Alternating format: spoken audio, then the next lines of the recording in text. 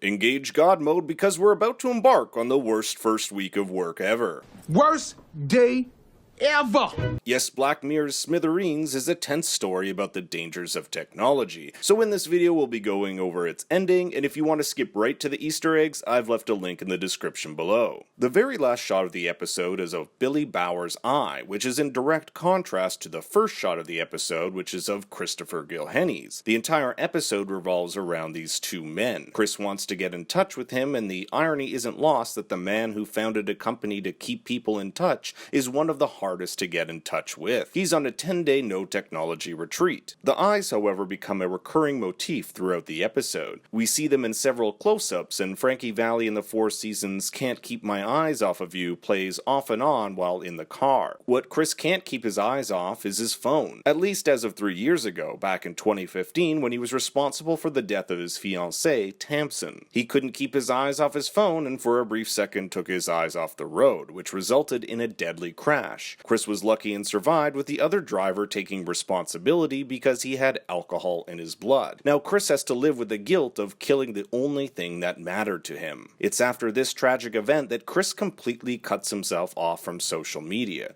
You can see here his last post was in 2015, right around the same time of the accident. The years of guilt built up in him until he couldn't take it anymore. This is when he takes matters into his own hands and kidnaps a Smithereens employee with the intent of holding him hostage so he can get in touch with Billy. One of the great things this episode and many other Black Mirror episodes does is withhold information, giving us a sense of mystery. Why is Chris kidnapping this employee? What does he want with Billy? Is this some sort of revenge? In this way, we're treated like the cops, only given as much information as they are. Is the gun real? What does Chris want from Billy? What are his motivations? This tension continues to ramp up until the final reveal. But watching the episode a second time with the knowledge of what Chris will eventually do gives us a lot of insight into his character and why he does the things he does. For example, we now know that what he's trying to cope with is the guilt of killing his fiancée and the other driver. This is shown when he tries to meditate to suppress the flashes he experiences of that tragic night. We also see him attend group therapy sessions, but as he says to the woman he later hooks up with, he hasn't mustered the courage to talk to the group yet. And that's because he isn't ready to tell them that he's the one responsible for the death of his fiancée. The irony of Chris using an electronic app to lure his victims is also quite clear,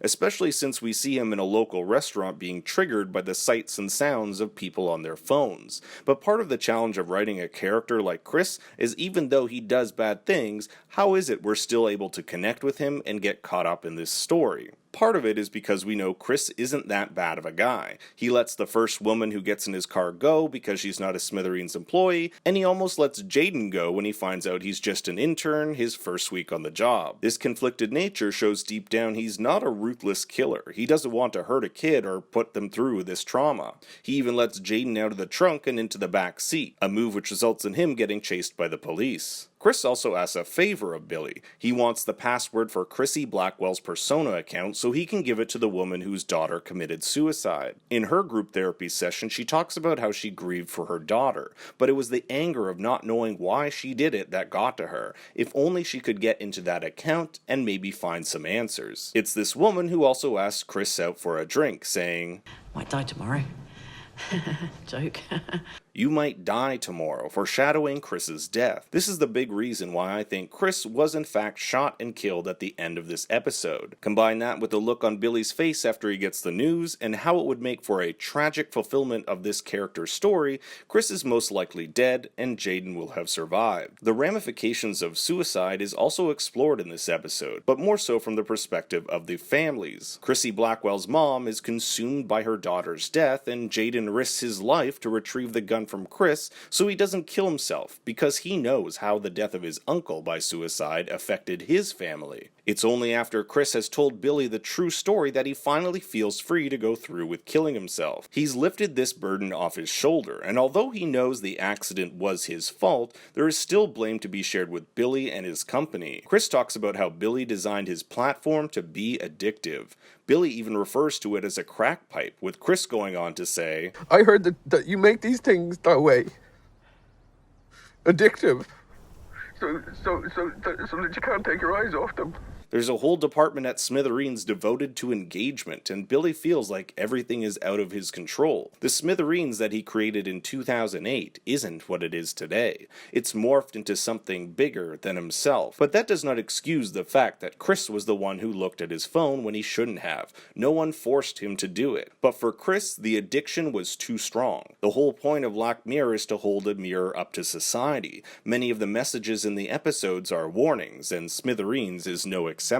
According to the National Safety Council, last year a staggering 1.6 million car crashes were reported as a result of cell phone use, resulting in over 390,000 injuries. Technology is great, but we must always be cognizant of its dangers. Even the name Smithereens is a reference to Chris's head being blown to smithereens at the end of the episode. All of the events in this episode a direct consequence of technology. But now for the fun part where we dissect all the Easter eggs littered throughout the episode, and Smithereens has a ton, so I'm going to go through them quite fast. On Chris's Hitched app, right near the beginning, we see references to past Black Mirror episodes, like the Bandersnatch Theater, Fence's Pizza from Season 3's Crocodile, Raymond from Men Against Fire, Saito Gemu Arcades, Redfield Theater, Redfield the last name of Cooper Redfield from the Playtest episode, Doll Shoes, a supporting character from Hated in the Nation, Huck Shop, Connie Huck, who is creator Michael Brooker's wife, Dawson Burger Bar, Dawson being a character from Season 4's Black Museum episode, and also Scillane Street, a reference to Victoria Scillane, the main character in Season 2's White Bear. In the Smithereen offices, when Jaden tries to get hold of his boss,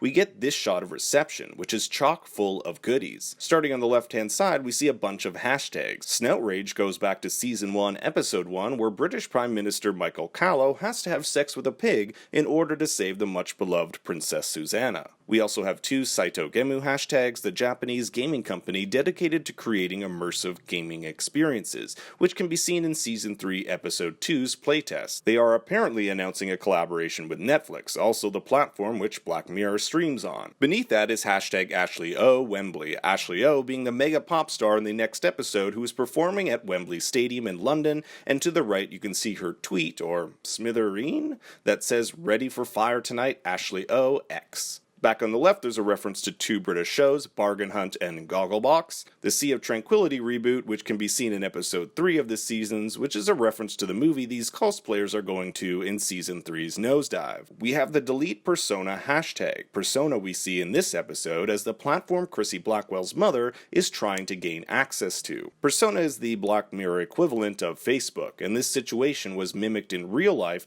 when two German parents took Facebook to court in order to gain access to their daughter's account to see if she died by suicide or not. The court backed the parents, stating that it follows under current inheritance laws, but was overturned in 2017 when the appeals court ruled that any contract between the daughter and the company ended with her death and could not pass on to the parents. By the way, Smithereen is like our Twitter, hence the hashtags. Tucker here is interesting and could mean several things. For example, TCKR Systems, the neural research and technology company, featured in San Junipero and Black Museum. It's also the name of the club in San Junipero. There's also Tucker Soft, which is named after Mohan Tucker from Bandersnatch. We also have St. Juniper's Strike, which is a hospital featured in Bandersnatch and a reference to San Junipero. On the right, in giant Twitter-like text, we have UKN News, which we've seen reporting in previous Black Mirror episodes, and another nod to Prime Minister Callow's negotiations with the EU in Brussels, a reference to Theresa May and Brexit. Just below it, we have a message from Saito Gemu stating, 6-hour warning, can you wait? Likely having to do with Saito Gemu's big announcement. Later on in the episode, we travel to Los Gatos, which is coincidentally where Netflix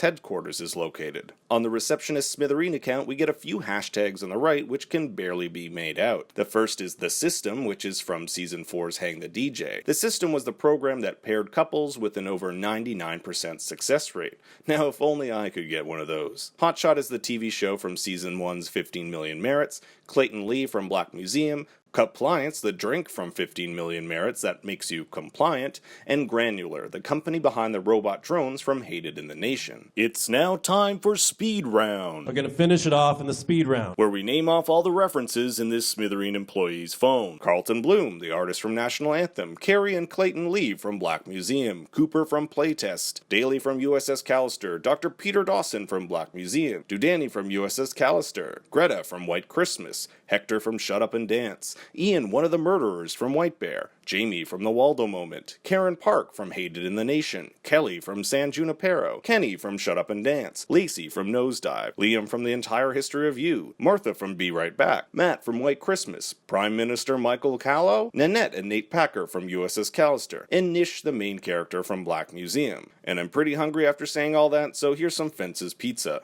On Chris's Smithereen account, we see that Chris posted way back in 2015, which of the new Saitu Gemo consoles should he get? UKN reporters arriving. On Chris's language analytics page, there's another reference to Michael Callow, Victoria Scillane, and Space Fleet from Season 4's USS Callister. Also a nod to Charlie Brooker's show, 2014 White. UKN Online has an article about Chris's accident, but look over at the side here. Bee population in serious decline, a reference to Season 3's Hated in the Nation. Another PM Callow reference, introducing the cookie, which can be seen in the White Christmas episode and is the name given to the device which digitally replicates the consciousness of a human being. We have blackmail victim found dead in car. It's likely a reference to Season 3's Shut Up and Dance, in which blackmail victims were forced to do crimes or risk their secrets being brought out into the public. And a company recording everything you say? Sounds a lot like Smithereen, which is able to listen in on Chris's conversation. Whew, that was a lot of Easter eggs. I hope you enjoyed this video. Make sure to give it a like and subscribe, because I have more videos on the way. You can reach out to me on Twitter at ThinkStoryYT, and remember, Daddy loves you very much.